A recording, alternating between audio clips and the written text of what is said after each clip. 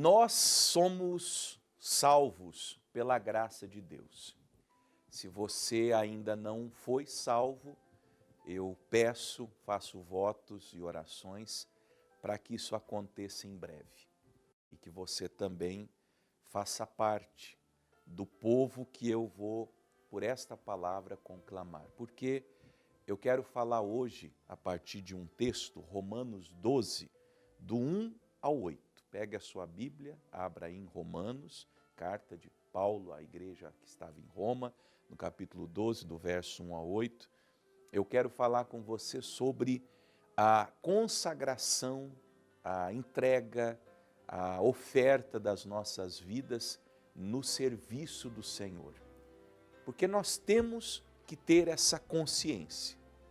Uma vez salvos, uma vez chamados, uma vez no caminho de Deus, uma vez batizados nas águas, uma vez frequentando uma igreja, e você frequenta uma boa igreja, você já encontrou uma boa igreja, uma igreja bíblica, uma igreja sadia, uma igreja santa, você olha no púlpito da sua igreja, da sua denominação, e você vê lá em cima um ministro fiel que prega a palavra com autoridade, com poder, com santidade.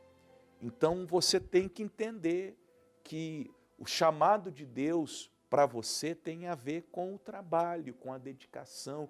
Você não pode pensar somente em si mesmo.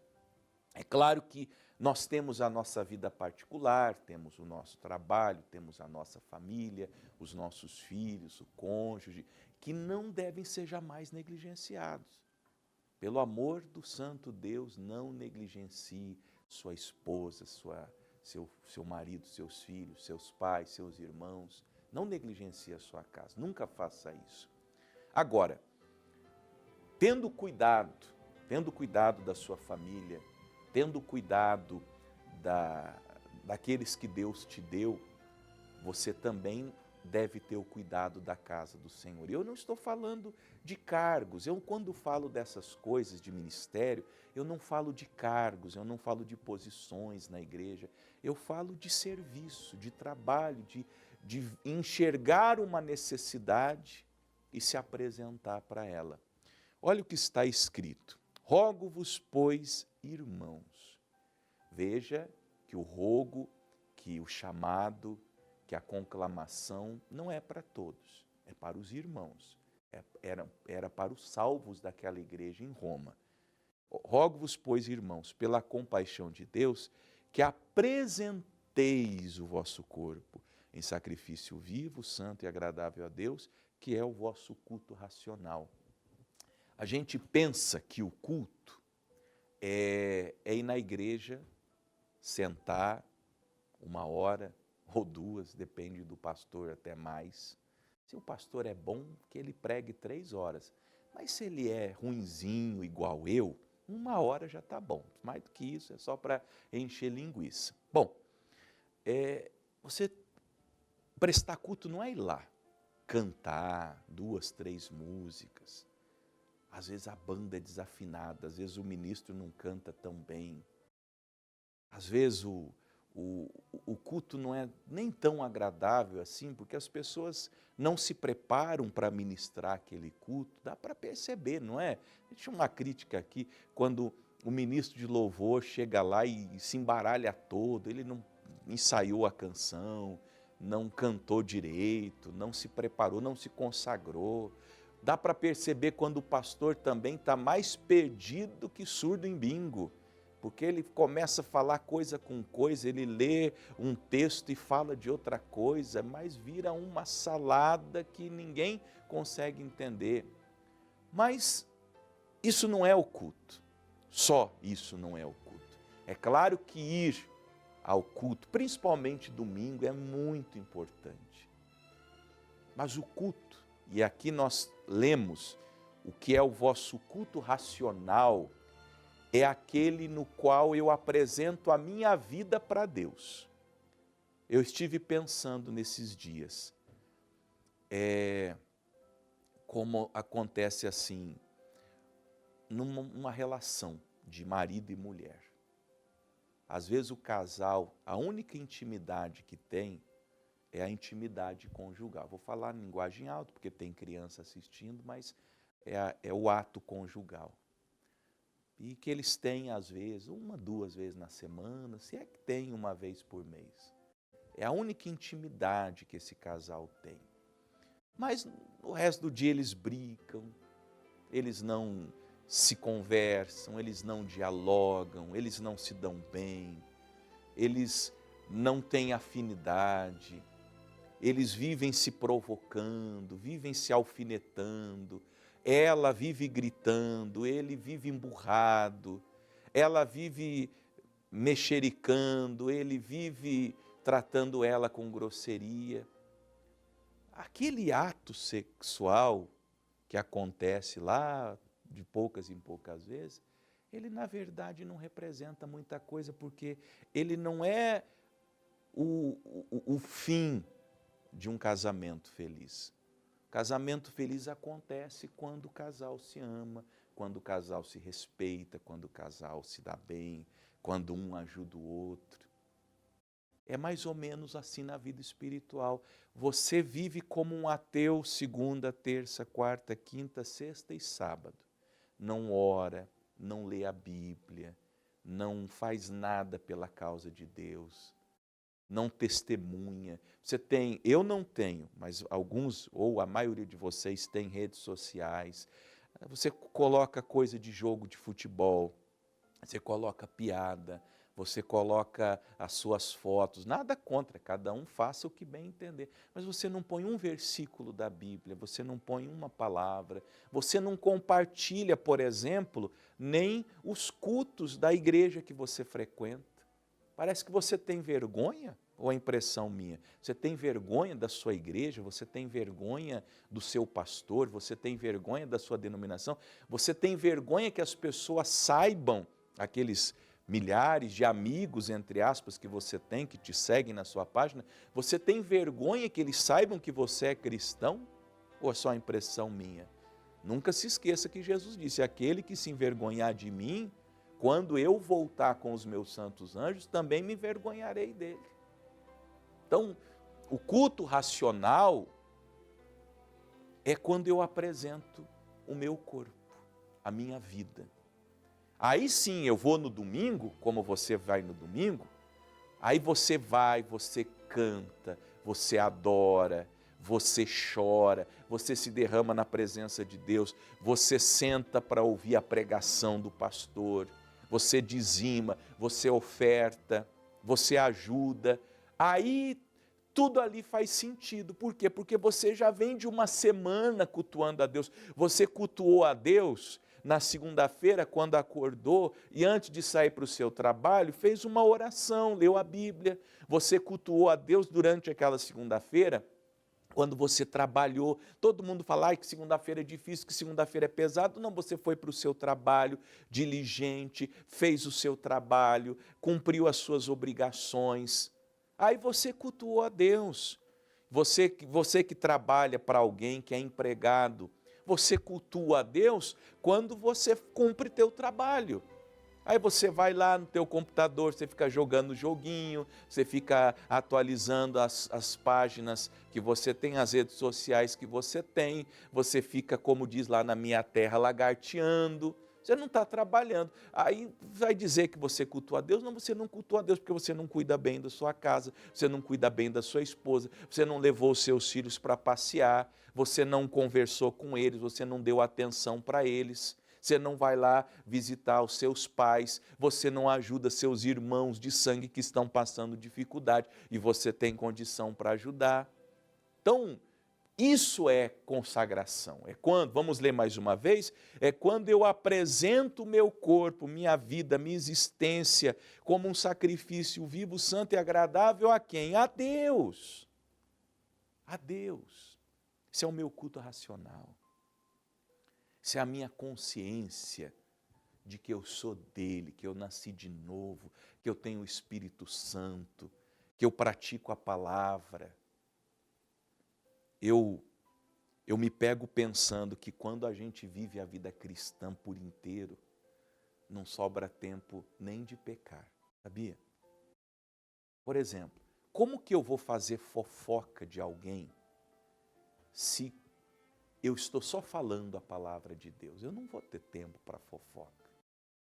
Como que eu vou cair no pecado, por exemplo? Estou dando exemplo. Talvez eu esteja ajudando alguém da pornografia.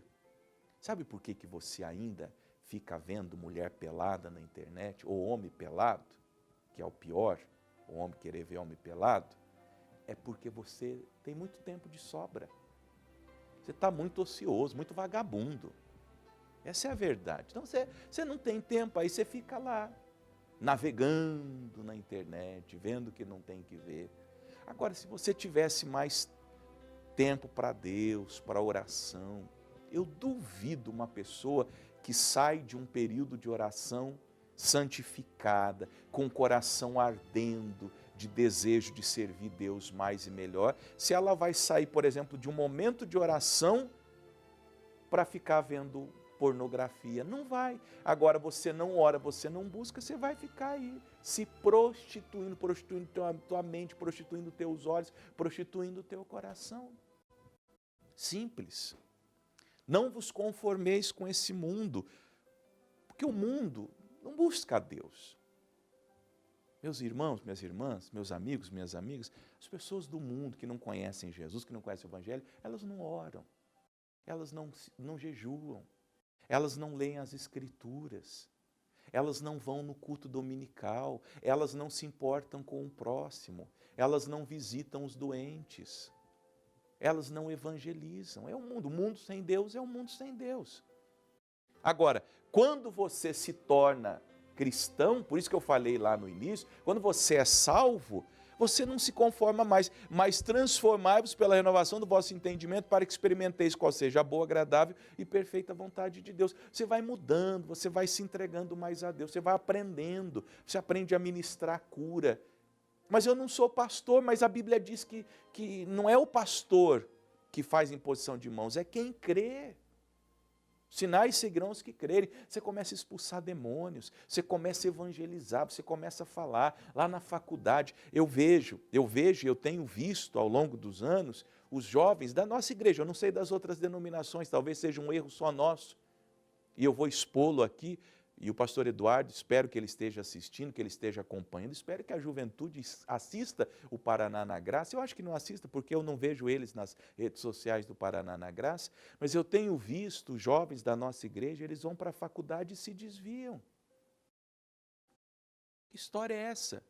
Aí eles começam a ouvir doutrinas de esquerda, de comunismo, de que Deus não existe, e começam a se simpatizarem com feminismo, com liberação de drogas, com aborto, com uso de maconha. De repente, viram a cabeça e vão embora.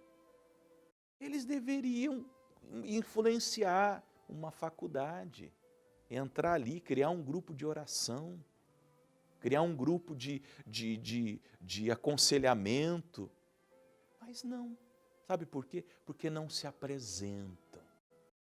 Cristão, cristã, amado irmão, cara irmã, se vocês não se apresentarem para Deus, vocês vão se apresentarem para o diabo. Se você não der o seu tempo para Deus, o seu tempo será do diabo. Se você não fizer sacrifícios para Deus, você fará sacrifícios para o diabo. Se você não usar o seu dinheiro para a causa de Deus, você vai usar o seu dinheiro para a causa do diabo. É simples. É simples. Nós só temos dois caminhos. Leia depois Deuteronômio 30, Deus falando com Moisés, e Moisés deveria repassar aquele recado ao povo. Só tem dois caminhos. Nós só temos bem e mal, bênção e maldição, luz e trevas. Ou você caminha no caminho do bem, no caminho da bênção, no caminho da luz, ou você caminha no caminho do mal, no caminho das trevas, no caminho da maldição. É só isso. Não tem outro caminho, não tem neutralidade na existência, não tem neutralidade na vida. Ou você é bem de Deus e muito de Deus, ou você é bem do diabo e muito do diabo. Morno, você não fica do lado de Deus. Jesus disse que aquele que for morno, eu vomitarei. Ele não tolera, Jesus Cristo não tolera pastor morno, crente morno, não tolera pastor morno, crente morno, pessoa que não fede, não cheira, pessoa que chove, mas não molha. Jesus Cristo não tolera, Ele vai te mandar embora. Não é o diabo não, é Ele, é Jesus Cristo. Então, apresente-se a Deus, transforme-se pela renovação do seu entendimento. Vá buscar o que eu estou falando como diretriz para você, vá lá nas Escrituras, vá ler a sua Bíblia. Eu duvido uma pessoa que lê a Bíblia e não seja consumido pelo fogo de Deus.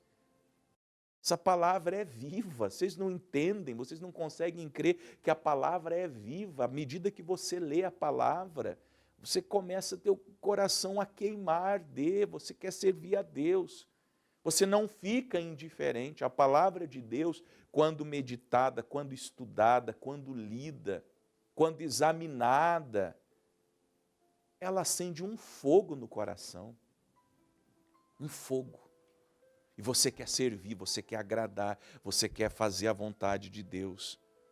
Porque pela graça que me é dada, Paulo está dizendo, digo a cada um dentre vós, que não saibais mais do que convém, mas que saiba com temperança, conforme a medida de fé que Deus repartiu a cada um. O que ele está dizendo não se compare com ninguém, não tenha alguém como um parâmetro, é você, porque Deus repartiu uma medida de fé para cada um, Ele deu um limite para cada um, é dentro disso que você vai transitar. Eu não fui chamado para ser pastor. Tudo bem, nem todos são pastores, nem todos são colunas na casa de Deus, nem todos são ministros de louvor, mas todos são alguma coisa. E segundo a medida de fé que Deus te deu, segundo o entendimento, a compreensão, a graça, vá ao limite, vá até o cálice transbordar. Qual é o tamanho do teu cálice? Vamos exemplificar, pastor. O meu cálice cabe 1 litro do Espírito Santo, do azeite. Então, ele tem que transbordar. O meu é menor, pastor. O meu cálice 200 ml, tem que transbordar. Quer um exemplo só para você saber? Vamos dizer que o teu cálice, você foi chamado para fazer uma coisa muito grande. Ele está na metade. Uma pessoa que foi chamada para fazer um pouquinho só, se o pouquinho dela, no cálice pequenininho dela, transborda, ela está fazendo mais do que você. Por quê? Porque é o pouquinho dela, mas ela fez tudo o que podia fazer. O cálice dela transbordou. Então, descubra qual é o seu chamado, sua missão, sua vocação, e deixe o cálice transbordar. Faça no Evangelho, no espírito do Evangelho, é assim, se te obrigarem a caminhar 1 milha, vai 2. Se você é membro de uma igreja, que o pastor, o máximo de oferta que ele pede é R$1.000, faz uma oração, Deus, eu vou dar o dobro, eu ainda vou ter condições de dar o dobro de oferta. O pastor só pede 1.000, é o máximo que ele pede, eu vou ter 2.000 para dar. É assim, a gente sempre tem que ir além. No Evangelho, essa é a medida, eu sempre vou além, eu sempre vou um passo a mais. Eu pedi, por exemplo, que cada pastor na Igreja da Graça abrisse pelo menos uma igreja. Esse ano nós já estamos em setembro, alguns não se coçaram ainda. Eu teria aberto 2 já, porque eu já abri muitas igrejas. Aqui no Paraná, vocês sabem muito bem disso, muitas dessas igrejas que eu anuncio aqui, fui eu que fui lá abrir sozinho. Peguei minha bolsinha com os panfletos dentro e fui. O Espírito Santo e aquelas pessoas são testemunha de quantas portas e casas eu bati. Em Matinhos, quando eu inaugurei a Igreja da Graça em Matinhos, eu fiz 5.000 panfletos. Eu entreguei os 5.000 panfletos, pessoa a pessoa. Eu batia em cada casa e convidava as pessoas para a inauguração da nossa igreja. 78 pessoas compareceram naquele dia, das 5.000 que eu convidei, mas valeu a pena. 20 anos depois, a Igreja da Graça de Matinhos continua lá. Então a gente tem que ter esse espírito de se apresentar, porque assim como em um corpo temos muitos membros, e nem todos os membros têm a mesma operação, assim nós que somos muitos, olha quantos cristãos há, agora deixando de lado a placa da igreja, quanta gente que é salva de verdade aqui em Curitiba, no Paraná, no Brasil. Assim nós que somos muitos, muitos cristãos, muitos salvos, somos um só corpo em Cristo, independente de placa, de igreja, mas individualmente somos membros uns dos outros, dependemos uns dos outros, de modo que tendo diferentes dons, segundo a graça que nos é dada, se é profecia, seja ela segundo a medida da fé, se é ministério, seja em ministrar, se é ensinar, haja dedicação no ensino, ou o que exorta, use esse dom em exortar, o que reparte, ou que oferta, que dizima, faça com liberalidade, o que preside, ou seja, tem um cargo de liderança com cuidado, e o que exercita misericórdia com alegria. Em resumo, o que ele está falando é, uma vez que nós nos apresentamos a Deus, que nós dizemos, eis-me aqui, como Isaías disse, Deus vai nos colocar onde Ele tem que nos colocar. Deus põe você na igreja que você tem que estar. Sabia disso? Ele põe exatamente. Você está onde Deus queria que você estivesse. Agora, se você não cumpre o seu papel, o seu chamado, sua vocação, se você não usa a medida de fé que você tem para servir as pessoas naquele lugar, porque nós somos membros para servir uns aos outros. Se você não faz isso, você está pecando. E aí você não cumpre a sua missão. Então, a palavra de hoje é, ofereça-se a Deus, consagre-se a Deus, apresenta o teu corpo como um sacrifício vivo, santo e agradável, porque este é o culto racional.